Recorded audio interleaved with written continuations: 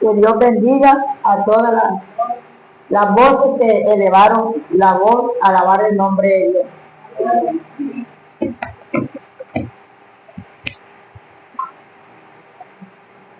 Oremos.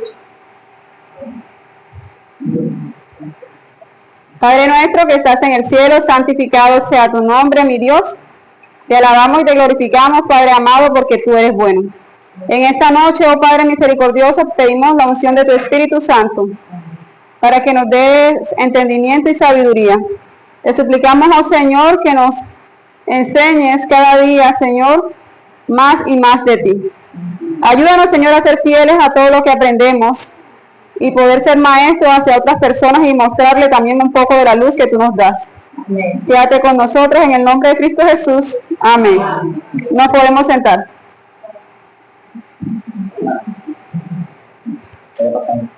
Con esto.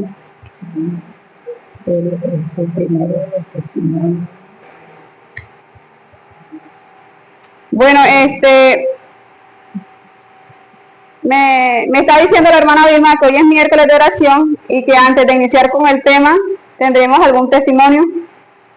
Entonces quisiera el tema de hoy, estamos haciendo las creencias, ¿verdad? Las doctrinas de nuestra iglesia. Estamos en la doctrina 3, que es la doctrina de salvación, y nos toca hoy la creencia. Vida, muerte y resurrección de Cristo. Amén. ¿Qué creencia estamos hoy? La 9, muy bien. ¿Y cómo se titula? Vida, muerte y resurrección de Cristo. Ok, ¿sabe? Esta creencia viene de la doctrina de la salvación. Primero voy a hacer una pregunta. ¿Qué tiene que ver la vida, la muerte y la resurrección de Jesús con la salvación? A ver, ¿quién me dice?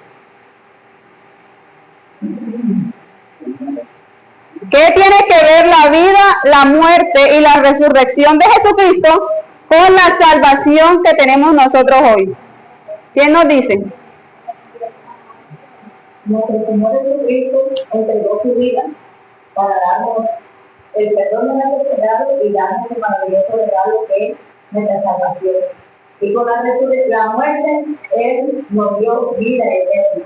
Y la resurrección es el que muere en Cristo, tendrá vida eterna. Amén. ¿Alguien tiene otra respuesta? Vivió a Dios sin pecado para poder pagar el precio del pecado. Amén. ¿Saben esto? ¿Cómo? Vivió a Dios sin pecado para poder pagar el precio del pecado. O sea, tenía que ser una vida sin pecado como era el poder limpio y mancha para poder pagar el precio del pecado. Murió para salvación de nosotros y resucitó como servicio para demostrar su vida, resurrección y la vida para todos los que vean. Saben, hace muchos años las personas creían que podían comprar la salvación dando económicamente una plata a la iglesia. ¿Saben? Entre más plata daban, eso quería decir en qué nivel del cielo podían estar. Unas personas estaban en el purgatorio y si daban más plata subían al cielo y así. Pero un estudioso, un sacerdote, Martín Lutero, estudiando la palabra, se encontró con algo y fue lo que se llamó la justificación por la fe. Bueno, se encontró con muchas cosas, pero entre todas fue la justificación por la fe. Entre esas cosas que encontró Martín Lutero, encontró una pequeña luz, y es que nosotros somos salvos por gracia. Amén. Y que dependemos de la vida, la muerte y la resurrección de Cristo. Por ende, esta creencia tenemos que tenerla clara. ¿Ok? Lo primero que vemos es que Dios tiene una preocupación avasalladora, grande. ¿Por quién? Por el ser humano, ¿cierto? Los miembros de la deidad están aliados en esta obra de salvación. ¿Saben? Aquí el punto es esto. Dios, ¿verdad? Es el que está preocupado por la humanidad. Dios es el que da el primer paso. El ser humano se equivoca, el ser humano le falla a Dios, pero ¿quién da el primer paso? Dios. Amén. Cuando Adán y Eva se pecaron, ¿sabes? El mismo Dios tomó la iniciativa y comenzó a buscarlo. Adán, Eva, ¿dónde están? ¿Ustedes creen que él no sabía dónde estaban? Claro que sí, pero fue un acto que él hizo para que el ser humano se diera cuenta que Dios lo estaba buscando, ¿cierto? Y entonces, al dar este paso, el Señor nos muestra un plan maravilloso. Y es que Él prometía al ser humano que Él podría dar la vida por nosotros y darnos vida eterna. Amén. ¿Saben? Esta es la primera promesa que se habla en la Biblia, ¿cierto? Tenemos Biblia. Estamos acostumbrados a no tener la Biblia en las manos. Vamos a ver quién consigue la primera promesa bíblica o quién se la sabe de memoria. La encontramos en Génesis capítulo 3, versículo 15.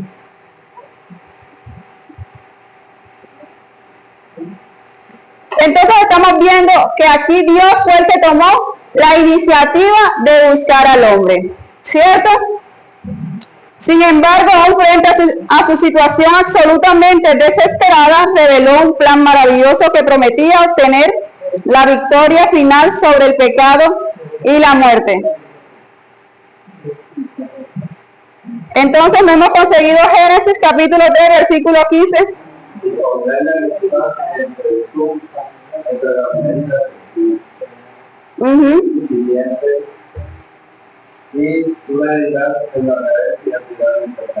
Amén. Mira, qué maravilloso es aprendernos los versículos de memoria, ¿cierto? Y poder defender una creencia que tiene que ser base de cada uno de nosotros. Y lo otro es que estamos estudiando esto en el folleto de los sábados, ¿cierto? Bueno, de toda la semana, en el repaso de lección estamos viendo esto. Ok.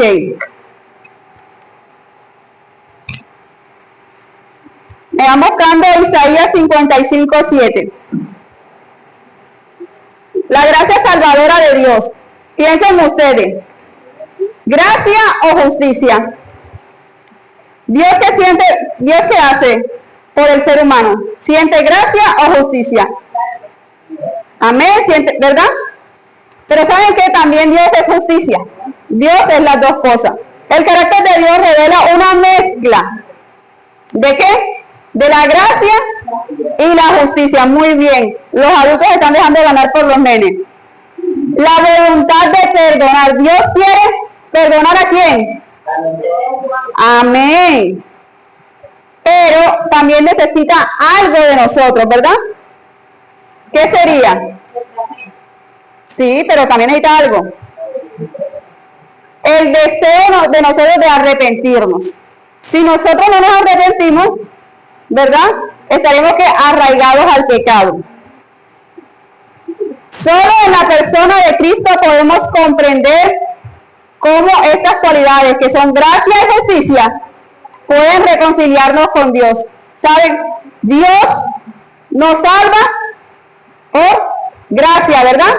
Amén, ¿cierto? Pero Él muere en la cruz y nos hace justicia, ¿cierto? Porque la paga del pecado es más la dádiva de Dios. Entonces tenemos que estar claros que nuestro Señor Jesucristo, Él no era pecador, ¿cierto? Él fue un sustituto, ¿verdad? Él fue vicario. Él fue esa persona, ese ser todopoderoso, ¿verdad? Que vino a morir por ti y por mí. Amén. Ahora, si bien es cierto que Dios es misericordioso, no puede perdonar a las personas que se aferran al pecado, ¿cierto? Dios no te puede obligar a ti a que no hagas una cosa que no quieres. Dios nos da a nosotros, ¿qué cosa? El libre albedrío. Muy bien. Miren, Dios es tan bueno que Él nos da la opción de que nosotros lo elijamos a Él. Él te busca, pero Él no te amarra ni te obliga, ¿cierto? El perdón tiene un propósito. Dios desea que nosotros que seamos transformados pecadores a santos, ¿cierto? Miren, esta creencia de vida, muerte y resurrección de Jesús es esto. Nosotros tenemos a Cristo como ejemplo. Su vida es nuestro ¿qué? Nuestro ejemplo, muy bien. Y la idea es que viendo la vida de Jesús, en nuestra vida haya un cambio y pasar de pecadores a santos, ¿cierto? ¿Saben? Esta doctrina tiene que ser base para nosotros, esta creencia tiene que ser base para nosotros, porque hay iglesia, hay hermanos de nuestra iglesia, hay cristianos que aún piensan que nosotros no podemos dejar de pecar. Y entonces contradeciría esta creencia, porque aquí nos está diciendo que sí podemos dejar de pecar, ¿cierto? Si nosotros fijamos nuestra vida en Cristo, y si Él es nuestro ejemplo y actuamos como Jesús, podemos dejar de pecar. Porque es que el pecado no es más que una decisión. Tú decides si mientes, si no mientes, ¿cierto? Tú decides si le faltas el respeto a tus padres, tú decides si no guardas el sábado, tú decides. Nosotros decidimos. Es una decisión. Vamos a leer Isaías 55:7. ¿Quién lo tiene?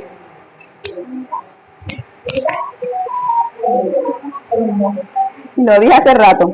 55:7. Dice la palabra de Dios. Dice, dejé el impío su camino, y el hombre inicuo sus pensamientos, y vuélvase a Jehová, el cual tendrá de él misericordia, y al Dios nuestro, y el cual será amplio en perdonar. Amén. Mira, que el Señor nos está diciendo es que dejemos esos caminos impíos y Dios tendrá misericordia y nos perdonará. Amén. Amén. ¿Saben? La creencia de la vida, muerte y resurrección de Cristo tiene que ver es cómo tú ves estos pasos de Jesucristo en tu vida, ¿cierto? Y no es como vemos a un Dios castigador y malo, porque estamos viendo que Dios es el que nos busca, Dios es el que se sacrifica, Dios es el que hace. Pero ¿qué hacemos nosotros? Ahora, hemos escuchado o a veces pensamos en que el malo es Dios. Hemos escuchado hablar sobre la ira de Dios contra el pecado. ¿Saben qué es la ira de Dios? ¿Cómo? No, estamos hablando, mira, escucha la pregunta. La ira de Dios. ¿Cómo? Mírenle lo que les voy a decir. La ira de Dios es la reacción que el Señor siente, que nuestro Dios siente ante el pecado. Cuando siempre nos está guiando y nosotros siempre la estamos embarrando. Dios tiene un sentimiento, ¿cierto? Yo me acuerdo mucho, y está el tiempo corto, pero el principio del libro El conflicto de los siglos empieza con Jesús allá arriba de la montaña y él está orando por Jerusalén y ya se acabó su tiempo, 3 años y pico ahí predicando, y él está allá arriba de la montaña y él comienza a llorar por Jerusalén y él dice: oh Jerusalén, Jerusalén, cuántas veces quise juntarte como la gallina junta a los pollitos, ¿verdad? Y él tiene un sentimiento de tristeza, de decepción, de dolor. Y ese sentimiento es porque Jerusalén o ese pueblo de Dios, por más que él quiso ayudarlo, no le aceptó. Ese sentimiento es el sentimiento que se conoce como la ira de Dios contra el pecado. Y no es una rabia, no es un odio, es un sentimiento de amor y misericordia. ¿Por qué? Porque todos somos criaturas de Dios. Él no se goza porque uno se pierda. Él no se queda tranquilo, a él le duele, ¿cierto? El rechazo deliberado de nosotros a escuchar la voz del Espíritu Santo, eso causa la ira de Dios. Y no es algo malo, a lo contrario, yo pienso que es algo triste. Ahora pregunto, ¿ustedes creen que la respuesta de nosotros, humana, cierto, hacia el acto de salvación que Jesucristo nos ha dado, ese acto es voluntario, es de nosotros? Miren, aún la misma respuesta humana a la oferta divina de salvación no se origina en los seres humanos, sino en Dios. ¿Por qué? Miren, nuestra fe es tan solo un don de Dios. La fe es don de Dios. Y no únicamente la fe, el arrepentimiento también es un don de Dios. Por eso cuando a nosotros nos falte fe, tenemos que pedírsela al Señor. Nosotros necesitamos de Dios para ser salvos. Nosotros necesitamos aferrarnos al Espíritu Santo para ser salvos. No hay más nada en este mundo sino el acto de vida, muerte y resurrección de Cristo para ser salvo. Amén.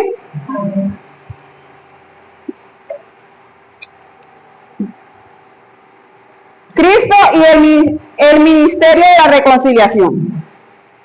Vamos a buscar Romanos 5:10. Romanos 5:10.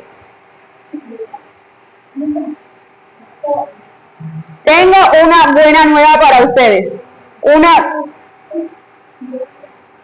¿Y saben qué es? Dios estaba con Cristo reconciliando consigo al mundo. Cuando Cristo vino a la tierra y murió, fue el acto de reconciliar a la humanidad con Dios. Y esa es una buena nueva. Amén.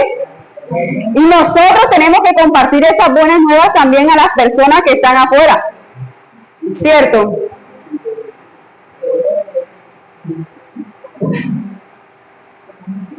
Dice, su acto de reconciliación restaura la relación entre Dios y la raza humana. ¿Cómo la restaura? Antes, ¿cómo era la relación de Dios con el ser humano? Antes de que Cristo muriera, ¿cómo era la relación de Dios con el ser humano? Era distante, y aparte estaba en el medio un sacrificio, ¿cierto?, de un cordero. Pero en el momento en que Cristo murió en la cruz, eso acabó. ¿Y ahora qué pasa? Hay una restauración en esa relación entre Dios y el ser humano. Amén. Ahora tenemos un solo abogado, que ¿quién es? Amén. Leamos Romanos 5:10. ¿Quién lo lee? Porque el enemigo vimos como estudiado por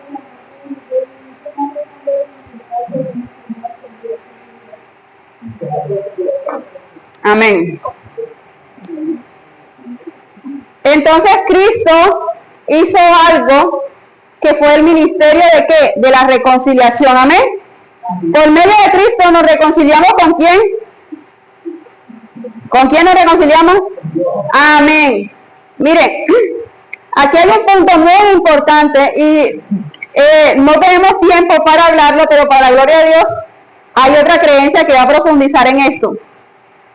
Muchas personas creen que el acto de expiación que hizo Cristo en la cruz terminó ahí en la cruz, ¿saben?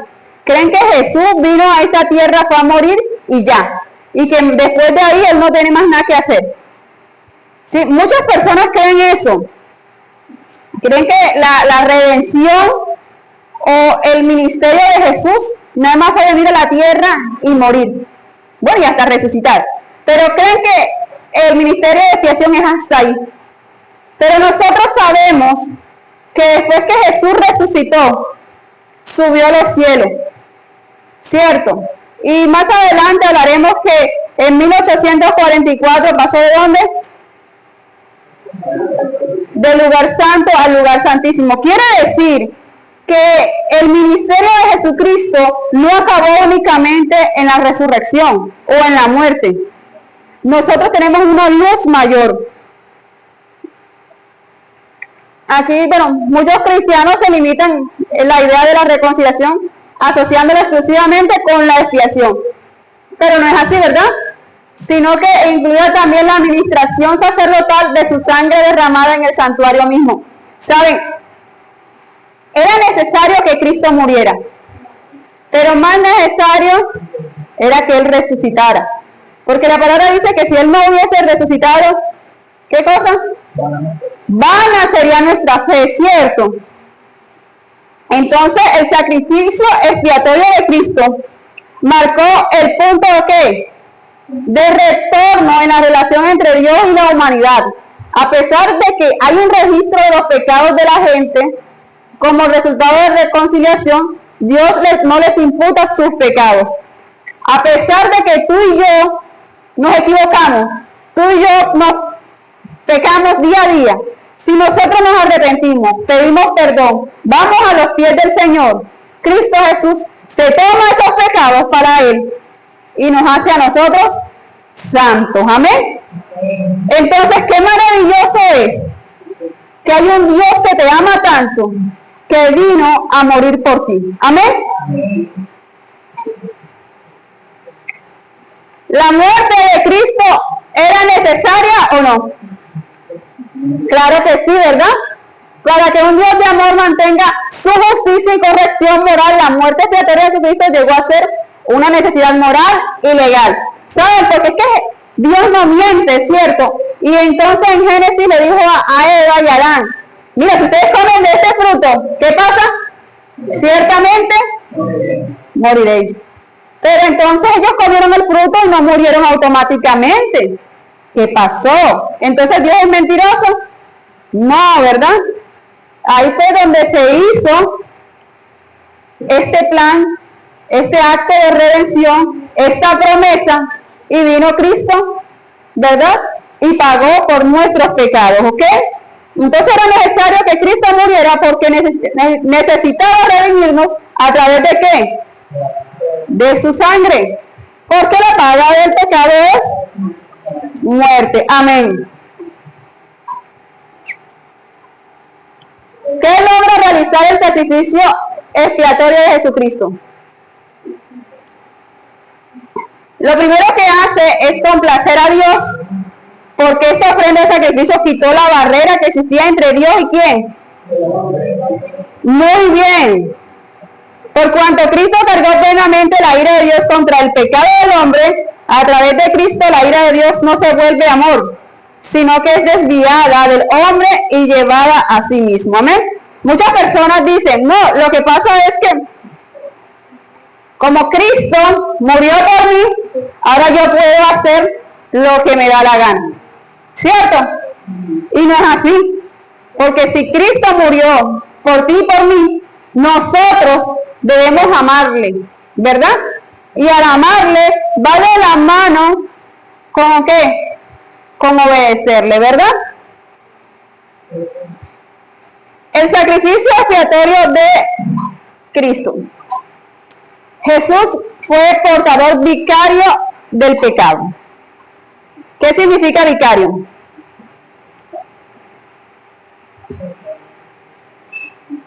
¿Ah? Si Jesucristo fue el portador vicario del pecado, ¿qué nos quiere decir eso?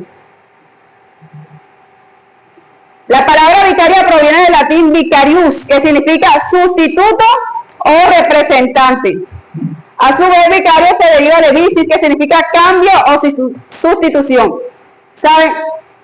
Jesús fue ¿qué cosa? Nuestro sustituto, ¿en dónde? En el pecado. ¿Amén? ¿Él era pecador? Amén. Y eso nos suena como que al repaso de lección, ¿verdad? De la semana pasada. Les agradezco que me vayan buscando Hebreos 9:14. En medio de la vida, muerte y resurrección de Cristo, ¿cuál será el papel que tiene la sangre. ¿Mm? Cuanto más la sangre de Cristo, el cual mediante el Espíritu Eterno nos ofreció a sí mismo sin mancha a Dios, limpiará vuestras conciencias de obras muertas para que sirváis a Dios vivo. Amén. La sangre jugaba un papel central en los sacrificios del servicio del santuario. ¿Sí se acuerdan? Cogían el corderito o la palomita y ¿qué pasaba? La mataban y cogían la sangre y la esparcían ¿en dónde? En el santuario, ¿verdad? El Nuevo Testamento revela que las ceremonias que prescribía el Antiguo Testamento para obtener el perdón, la purificación y reconciliación por medio de la sangre sustitutiva fueron cumplidas en la sangre expiatoria de Cristo que derramó en su sacrificio en el Calvario. Amén. Entonces, si recuerdan que cuando Cristo murió, se rasgó ¿qué cosa? El velo, ¿verdad? Se rasgó el velo, hubo un terremoto y se rasgó el velo. ¿Por qué? Porque era el mismo Dios diciendo, hasta aquí llegaban los sacrificios, ¿verdad?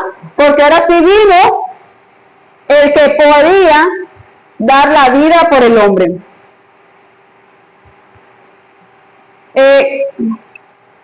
Cristo, ¿qué hizo? Nos rescató, amén. Esta creencia tenemos que entender que es que Cristo es el que nos rescató, Dios es el que nos busca, amén. Y nosotros tenemos que hacer algo consecuente con las acciones que hace Dios, ¿cierto? Por medio de Jesús, el cual testificó que el Hijo del Hombre no vino para ser servido, sino para ¿qué? Y para dar su vida en rescate por muchos. Dios ganó a la iglesia por su propia sangre. Miren, si Jesús es nuestro ejemplo, ¿qué debemos hacer nosotros? Servir, ¿verdad?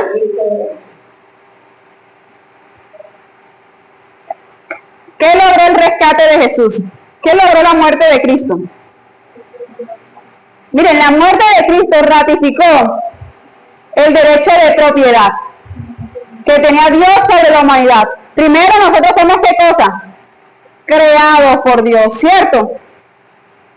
Pero después el Señor viene y ¿qué hace? Viene Cristo y muere por nosotros. ¿Y qué sabe qué nos hizo? Nos compró por precio, ¿verdad? Nos compró a través de la sangre. Volvió y nos rescató. Estábamos perdidos y el Señor ¿qué hizo? Nos rescató. Mire, a través del acto del Señor somos llamados nuevamente hijos. Somos nuevamente llamados amados. Somos nuevamente llamados personas especiales para Dios. Amén. Y todo eso fue a través de ¿qué cosa? La vida, muerte y resurrección de Cristo. Porque Él dio un ejemplo. Vino en la muerte y venció la muerte y resucitó. Amén. Ahora Cristo es el representante de la humanidad. ¿Sabes? En la rebelión de Adán trajo ¿qué cosa? El pecado, la condenación y la muerte para todos sus descendientes, ¿cierto? Cristo invirtió esa tendencia descendiente. Su muerte, ¿qué cosa? Vicaria, que quiere decir sustituta, proveyó la liberación de la penalidad del pecado y el don de la vida eterna. Ahora tenemos esperanza de ¿qué cosa? Vida eterna. Aun cuando Adán y Eva pecaron y se les prometió muerte, Cristo murió en la cruz por ti y por mí, y ahora nos promete ¿qué cosa? Vida eterna. Amén. Y qué bonito es que la vida eterna que nos ofrece Dios es una vida mucho mejor que la que tenemos. Amén. La vida y salvación de Cristo. Para salvar el abismo excavado por el pecado se requirió no solo la muerte de Cristo, sino también su vida. Ambas son necesarias y contribuyen a nuestra salvación. Todo va de la mano. La vida de Jesús, la muerte de Jesús y la resurrección de Jesús va de la mano para darnos la salvación. Amén. Y más adelante, el paso de Jesús en el santuario, que vamos a ver en otra creencia, también va de la mano para nuestra salvación. Amén. ¿Qué puede hacer por nosotros la perfecta vida de Cristo? ¿Qué puede hacer por nosotros ver esa vida perfecta en Cristo? Primero que todo, que nos perfeccionará. Ajá. Amén. ¿Qué más puede hacer? Usted mira la vida de Cristo, la estudia. ¿Qué hace en tu vida cuando tú estudias la vida de Cristo y la ves tan perfecta? Jesús vivió una vida como pura, santa y amante, confiando completamente en quién confiaba él, en nuestro Padre Celestial, en Dios. Eso nos ayuda a nosotros a transformarnos. Esta vida preciosa la comparte con los pecadores arrepentidos en calidad de regalo. Su perfecto carácter es descrito como un manto de justicia que nos concede para cubrir los trapos inmundos que simbolizan los intentos humanos de producir justicia. En el día que pase nuestro libro de la vida por las manos del juicio y venga el acusador y diga, hermana, aquí Natalie hacía esto o hacía lo otro, Cristo Jesús va a decir, aquí está, yo morí por ella. El día que pase tu libro de la vida por el juicio, el Señor va a decir, yo morí por él, morí por ti. Amén.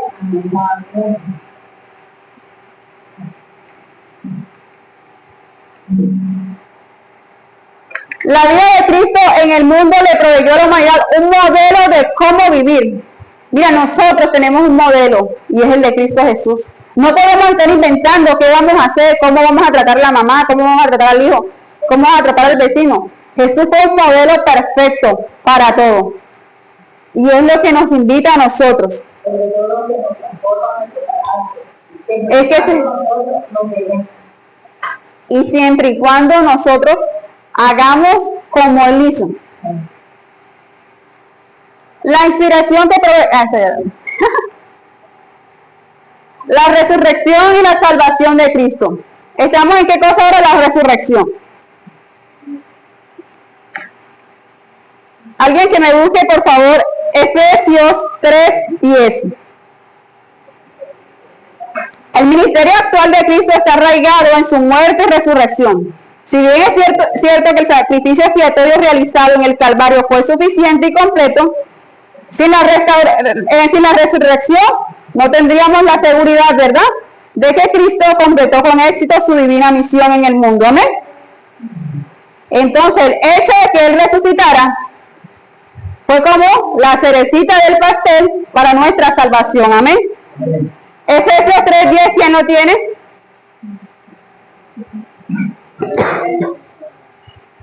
Para que la multiforme sabiduría de Dios sea unificada por la beneficencia a los principados de pecado. Ahora vemos que la vindicación de la ley de Dios fue el resultado del sacrificio de Jesús, ¿verdad? La ley de Dios no muere porque muere Cristo, a lo contrario, se vindica, se exalta, ¿cierto? El perfecto sacrificio expiatorio de Cristo exaltó la justicia y la bondad de la santa ley de Dios, así como su carácter bondadoso. Entonces, esta creencia nos da la base a nosotros para decir que la ley sigue vigente. Amén. Amén.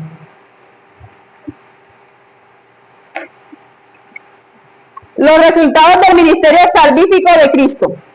Justificación. La justificación, como decíamos ahorita, la reconciliación se hace efectiva solo cuando se acepta el perdón.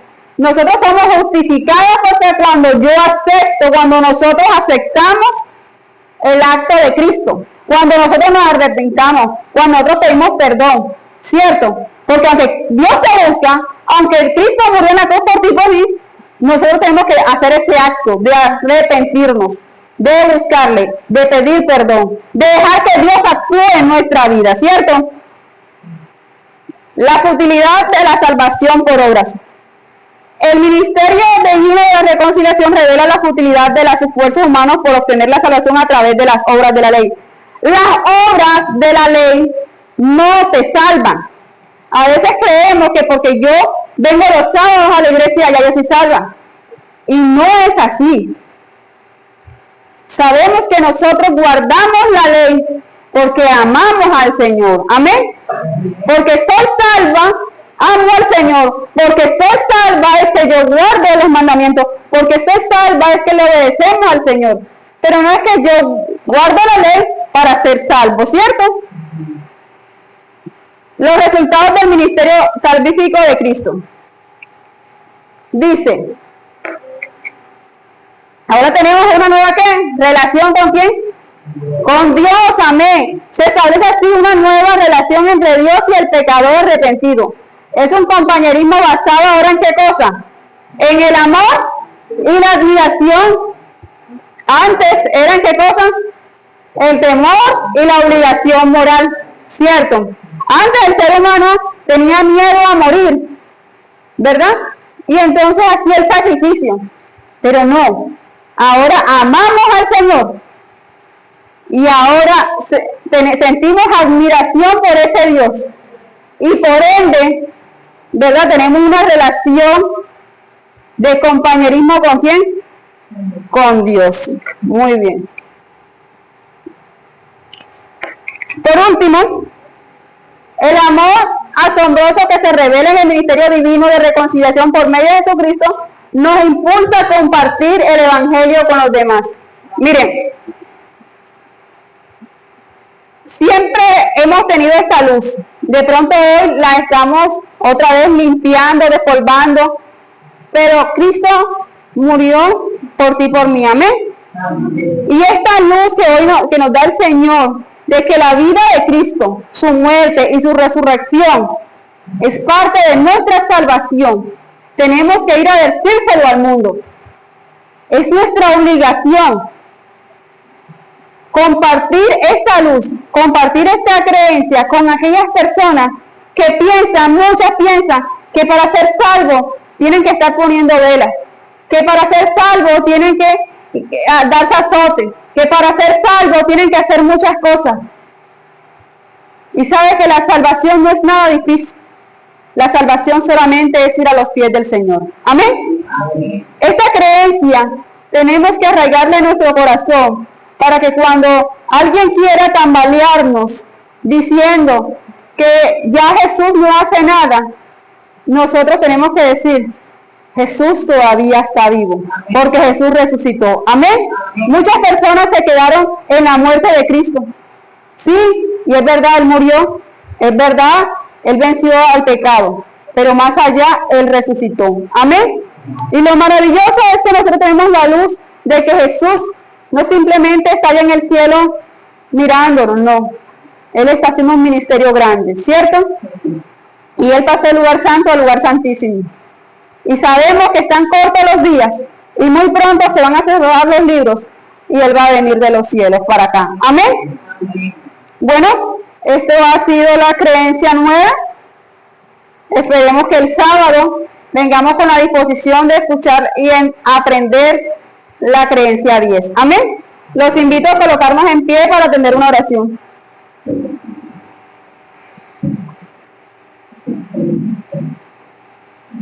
Oremos.